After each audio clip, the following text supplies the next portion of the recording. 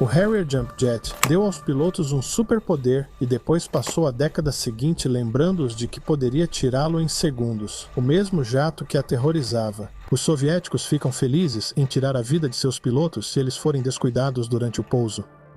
Era 5 de maio de 1969. As pessoas em Londres acordaram com algo estranho. Um jato de combate estava aleatoriamente no meio da cidade. Mas isso foi só o começo das surpresas deles. O jato ligou seu motor, decolou como um helicóptero e seguiu para Nova York. O que eles acabaram de ver foi uma decolagem vertical de um jato de asa fixa. Hoje em dia já vimos o F-35 e todo tipo de truque de engenharia. Mas em 1969, o Harrier poderia muito bem ser magia negra e para as pessoas que pagaram para desenvolvê-lo, esse era exatamente o objetivo. O Harrier foi criado para combater em guerras sem pistas de pouso. Para entender isso, vamos analisar o contexto dessa história.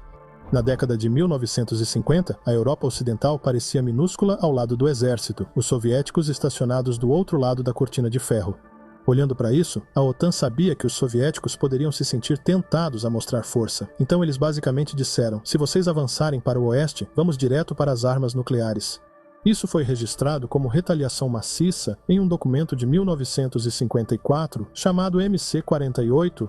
Depois, os americanos começaram a espalhar bombas nucleares por todas as bases aéreas da Europa Ocidental. Do ponto de vista de Moscou, isso parecia assim: se algo ocorrer, caças e mísseis da OTAN lançam armas nucleares contra nossos exércitos de bases próximas. Então, os estrategistas deles fazem a pergunta óbvia: como garantir que nada decole dessas pistas em primeiro lugar? Isso ainda é antes dos ICBMs serem comuns. Se a OTAN quiser atacar alvos na União Soviética, precisa lançar bombardeiros de pistas na Europa. Então, os soviéticos pensaram: se removermos as pistas, eliminamos a ameaça. Nos anos 50, já criavam ferramentas baseadas nessa ideia.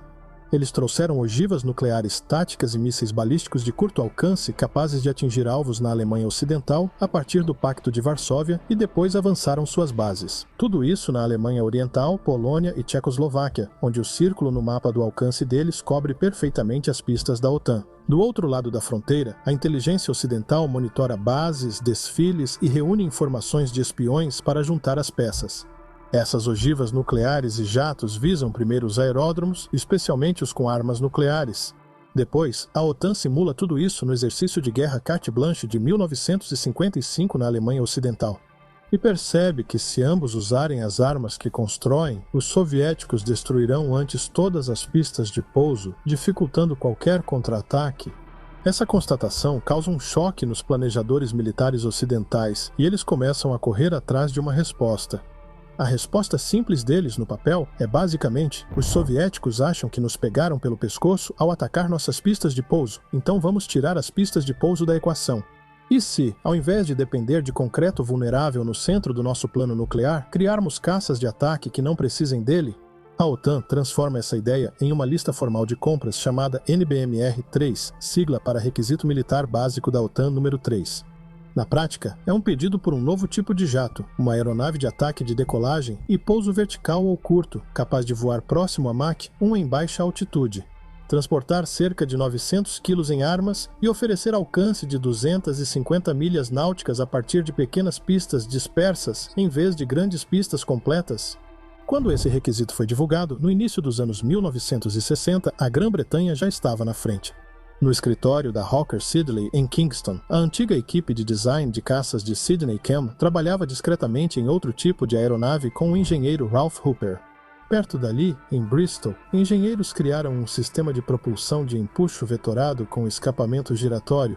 Essa combinação resultou no subsônico P-1127, que era, na prática, uma plataforma de testes voadora para a ideia de um jato capaz de se levantar com seu próprio empuxo. No entanto, o NBMR-3 estava exigindo mais do que isso. A OTAN buscava não só um demonstrador de voo pairado, mas uma aeronave de ataque supersônica com decolagem e pouso vertical e curto. A resposta oficial da Grã-Bretanha para essa competição específica da OTAN não foi o P-1127, mas sim um novo projeto mais ambicioso, o Hawker Siddeley PU-1154. A França analisou conceitos VTOL baseados no Mirage com vários motores de sustentação. A Itália promoveu suas ideias do Fiat G90 e 5 outras nações tinham seus próprios projetos em papel nas pranchetas. parecia que poderia haver várias maneiras de resolver o problema da ausência de pistas. O problema era que a maioria desses projetos tentava adaptar VTOL a caças convencionais, instalando motores de sustentação ou mecanismos complexos que os deixavam pesados, exigiam muita manutenção e eram vulneráveis. Se um motor de sustentação falhasse no voo pairado, não havia aviso, você acabava rolando em uma cratera. À medida que os estudos avançavam, ficava claro que transformar esses projetos supersônicos em aeronaves práticas para uso diário em esquadrões seria muito mais difícil e caro do que o folheto sugeria. Então, política e burocracia entraram em cena. Cada grande país da OTAN preferia apoiar sua própria indústria aeroespacial. As opiniões se dividiram sobre qual projeto deveria vencer e nunca houve realmente um consenso, sem um favorito claro. E com o aumento dos custos e da complexidade, o NBMR-3 acabou sendo cancelado. O supersônico P-1154 morreu junto, e não houve um caça de ataque de decolagem e pouso vertical padrão da OTAN. O que a Grã-Bretanha ainda tinha, no entanto, era um equipamento que realmente voava. O P-1127 já havia provado que podia pairar e fazer a transição. Uma versão mais desenvolvida, o Kestrel, foi avaliada por um esquadrão tripartite do Reino Unido, Estados Unidos e Alemanha Ocidental. Era supersônico e muito menos glamouroso do que o caça de papel P-1154, mas era real, funcionava e se encaixava muito bem no problema original da Guerra Fria. Um jato capaz de operar longe das grandes bases e atingir o alvo com suas armas. Quando a competição da OTAN acabou, Londres deixou o ideal supersônico e investiu mais na máquina que podia operar de fato. A Força Aérea Real encomendou o P-1127 em 1965 para ver como o VTOL se encaixaria na rotina diária dos esquadrões. Esses não eram caças de linha de frente, mas plataformas de teste para procedimentos, táticas e treinamento. O experimento foi bem sucedido o suficiente para que, no início de 1967, a Força Aérea Real fizesse uns 60 aeronaves. Esse foi o momento em que o jato finalmente recebeu seu nome famoso. O rótulo Kestrel desapareceu e a família P-1127 entrou em serviço na Força Aérea Real como Harrier. O Harrier era uma máquina compacta, mas poderosa, com cerca de 7,6 metros de envergadura, 3,3 metros de altura e 14,3 metros de comprimento. Ele alcançava cerca de 1.176 km/h, pouco abaixo da velocidade do som. Chegar daqueles primeiros esboços do P-1127 até uma força operacional de Harriers não foi barato. Na década de 1970, o Reino Unido já havia investido muito no Harrier e em projetos de decolagem e pouso vertical. O tipo de dinheiro que nos dias de hoje se traduziria em um programa de múltiplos bilhões de libras. Para esse tipo de investimento, você esperaria algo especial, e a maior parte desse especial estava no motor. O motor Pegasus de empuxo vetorado é brutalmente poderoso, mesmo pelos padrões de hoje. Para ter uma noção de escala, olhe para outro jato famoso da mesma época, o McDonnell Douglas Phantom, equipado com o GE J-79. Cada J-79 em potência seca produzia cerca de 11.900 libras-força de empuxo. Um único Pegasus no Harrier, em comparação, podia gerar cerca de 23.800 libras-força, quase o dobro. No papel isso parece exagero, mas na realidade cada parte desse empuxo era necessária. Um jato convencional acelera na pista até que as asas atinjam velocidade suficiente para gerar sustentação. Nessa fase, os motores estão basicamente combatendo a inércia e o arrasto. As asas e o fluxo de ar juntos fazem o trabalho de manter a aeronave no ar. Um Harrier tentando decolar verticalmente está em uma situação totalmente diferente. Não há corrida na pista, nem uma longa decolagem para ganhar sustentação. Os motores não só impulsionam a aeronave, mas também sustentam todo o peso do jato em uma coluna de ar. Então agora o motor precisa superar a inércia, o arrasto e a gravidade diretamente, e isso era apenas uma parte do quebra-cabeça. A grande questão era como fazer um jato decolar e pousar verticalmente de forma confiável e controlada, não só em testes, mas diariamente em serviço, explicando como resolveram isso. Precisamos de um tour muito rápido e simplificado de como funciona um motor a jato normal. Na frente você tem a entrada de ar, aquela grande abertura que você vê nos aviões comerciais. Atrás disso, há fileiras de pás rotativas que comprimem o ar que entra, espremendo-o em um volume menor e aumentando sua pressão.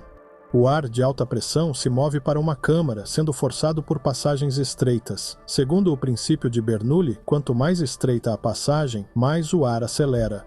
Aqui, o combustível é pulverizado no fluxo de ar rápido e queimado. Os gases em expansão saem rapidamente pela traseira do motor. Esse jato de exaustão em alta velocidade é o que produz o empuxo. A maioria dos motores a jato segue esse padrão básico com algumas variações. O Pegasus pegou essa mesma ideia central, mas a usou de uma maneira diferente. Em vez de ter um grande bocal de exaustão na parte de trás, ele dividiu o empuxo em 4 bocais separados, espaçados ao longo das laterais da fuselagem de um Harrier. No voo para frente, esses bocais giram para trás, como o escapamento de um jato comum.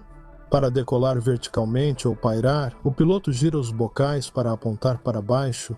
Então, o motor lança ar em direção ao solo e a força de reação empurra a aeronave para cima. Mas assim que você tenta pairar, outro problema aparece.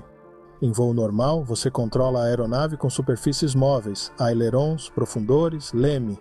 Projetando-se no fluxo de ar, você inclina essas superfícies na corrente de ar, o fluxo de ar sobre as asas e a cauda muda, e a aeronave inclina, rola ou guina em resposta.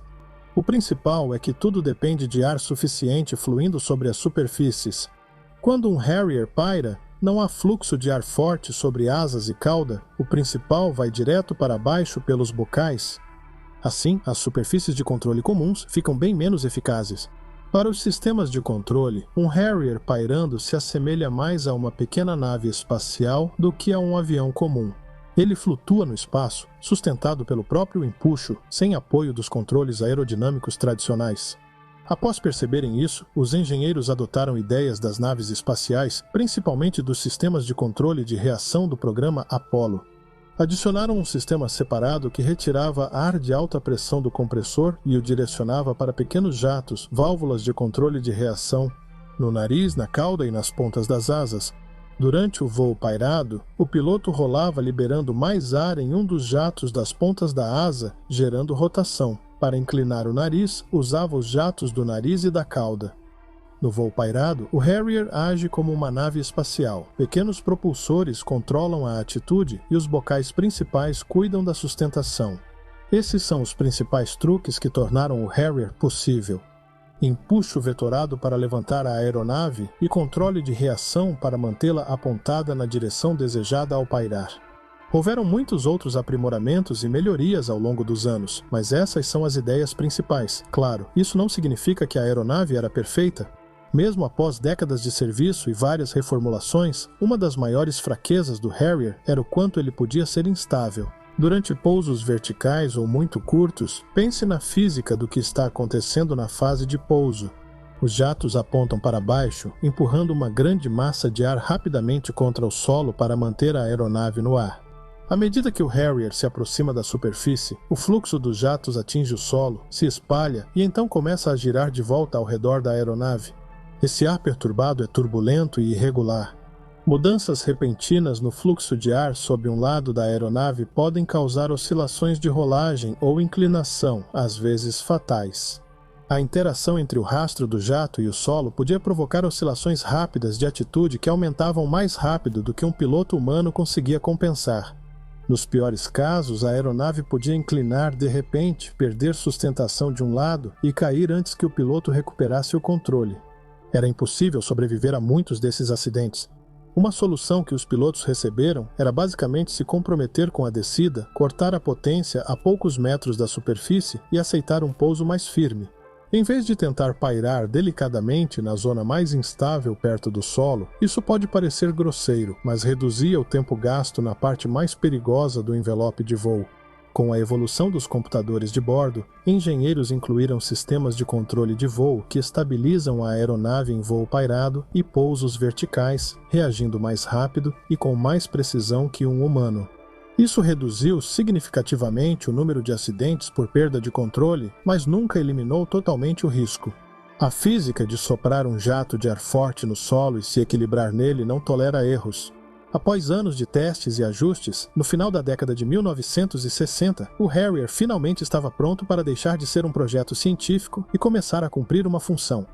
Em abril de 1969, o Esquadrão número 1 se tornou a primeira unidade no mundo a ser equipada com Harriers. Logo teve a chance de mostrar o que o tornava diferente. Em maio de 1969, um dos Harriers do esquadrão participou de uma corrida aérea transatlântica de Londres a Nova York. A corrida começou na Torre dos Correios de Londres, com os pilotos correndo até St. Pancras, pulando em suas aeronaves e depois voando através do Atlântico até o Empire State Building. O Harrier não venceu por ser o jato mais rápido no ar, ele venceu porque podia pousar muito mais perto da linha de chegada. Enquanto outras aeronaves precisavam ir a aeroportos convencionais e depender de transporte para entrar e sair, o Harrier podia simplesmente pousar em um ponto dentro da própria cidade. Para as pessoas em Nova York que nunca tinham visto um Harrier antes, ver um caça a jato chegando e pousando como um helicóptero no meio da cidade teria sido de cair o queixo. A frota então começou a crescer. Em 1970, mais 2 esquadrões da Força Aérea Real na Alemanha Ocidental receberam seus primeiros Harriers. O primeiro grande teste do Harrier em combate veio em 1982 durante a Guerra das Malvinas. Após cerca de uma década de paz e uso em treinamentos, o Reino Unido decidiu enviar os Harriers da Força Aérea Real com os Sea Harriers da Marinha Real para a campanha. A Força Aérea Real aprimorou suas aeronaves para operar no mar usando porta-aviões e pistas improvisadas e as enviou ao sul com a Força Tarefa. Entre 2 de abril e 14 de junho de 1982, os Harriers realizaram mais de 2.000 missões. Eles atuaram na defesa aérea, ataque ao solo e reconhecimento. 10 Harriers foram perdidos por fogo inimigo, acidentes e problemas mecânicos. Mas no geral, eles provaram que um pequeno caça-VTOL podia oferecer valor real em combate, mesmo muito longe de casa. Se avançarmos para o início dos anos 1990, encontramos o Harrier envolvido em outro grande capítulo, a Guerra do Golfo. Em 1990, o Corpo de Fuzileiros Navais dos Estados Unidos já usava o Harrier, mas alguns ainda o viam como uma aeronave não comprovada e um tanto excêntrica. No início da Operação Tempestade no deserto, os fuzileiros navais mantiveram os Harriers em reserva, prontos para uso, mas não os enviaram aos combates mais intensos. Essa cautela não durou muito. Conforme a operação avançava, os Harriers passaram a receber cada vez mais missões. Ao final da guerra, em 1991, eles já haviam realizado mais de 3.350 missões e acumulado cerca de 4.100 horas de voo. A forma como eles foram utilizados também foi diferente da maneira como a Força Aérea Real os havia empregado. Enquanto o Reino Unido usava Harriers para apoio aéreo aproximado, os fuzileiros navais dos Estados Unidos exploraram a flexibilidade do jato, empregando-os em bombardeios, reabastecimento, apoio aéreo e até combates ar-ar contra caças iraquianos. Contra os MiGs iraquianos, o Harrier não era o mais rápido ou ágil em combates aéreos, mas possuía um truque especial ausente nos MiGs. Pilotos dos fuzileiros navais criaram a tática Dumping Speed com empuxo vetorado. Girando rapidamente os bocais para frente, eles freavam no ar, fazendo o inimigo perseguidor passar direto. Assim que o oponente passava direto, o piloto do Harrier ficava em uma posição melhor, agora atrás do alvo com um tiro livre. Nos anos 90 e 2000, o mundo ao redor do Harrier mudava mais rápido que o jato conseguia acompanhar. O pesadelo para o qual foi criado nunca ocorreu. Em vez disso, o poder aéreo ocidental se viu lutando guerras muito diferentes. Longas campanhas sobre o Iraque, Afeganistão e os Balcãs, lançadas a partir de grandes bases seguras e porta-aviões de grande porte que não estavam sob ameaça imediata de serem reduzidos a escombros naquele ambiente, o truque especial do Harrier vinha com um preço. Decolagens verticais ou curtas gastavam muito combustível e reduziam a carga. O motor e os bicos exigiam muita manutenção, e o voo pairado e o pouso continuaram implacáveis, mesmo após a chegada de controles melhores. Para cada hora que um Harrier passava sobre o campo de batalha, havia muito trabalho, dinheiro e risco envolvidos para manter essa capacidade ativa. Ao mesmo tempo, os caças de ataque convencionais ficaram melhores em fazer os trabalhos favoritos do Harrier, sem nenhuma de suas esquisitices. Aeronaves como o F-16, F-18 e Tornado podiam voar mais rápido, carregar mais armamentos e se conectar a redes de sensores e armas cada vez mais sofisticadas. Com munições guiadas de precisão, não era mais necessário esconder jatos em cada linha de árvores. Era possível lançar armas de longo alcance de bases aéreas protegidas a centenas de quilômetros e ainda atingir um veículo ou bunker. O principal argumento de venda do Harrier, de que podíamos continuar voando mesmo se as bases principais fossem destruídas, importava menos em um mundo onde essas bases não estavam sob o tipo de ameaça existencial que os planejadores imaginavam nos anos 1960. Enquanto isso, suas fraquezas permaneciam. Não era o mais rápido, não tinha o maior alcance e não possuía furtividade. Era uma ferramenta especializada em uma caixa que estava sendo padronizada por plataformas multifunção e de fácil suporte. Depois havia a realidade orçamentária. Operar uma frota pequena e única é caro, mesmo que as aeronaves sejam simples. Após a Guerra Fria, os ministérios da defesa questionaram quantos tipos de jatos realmente eram necessários.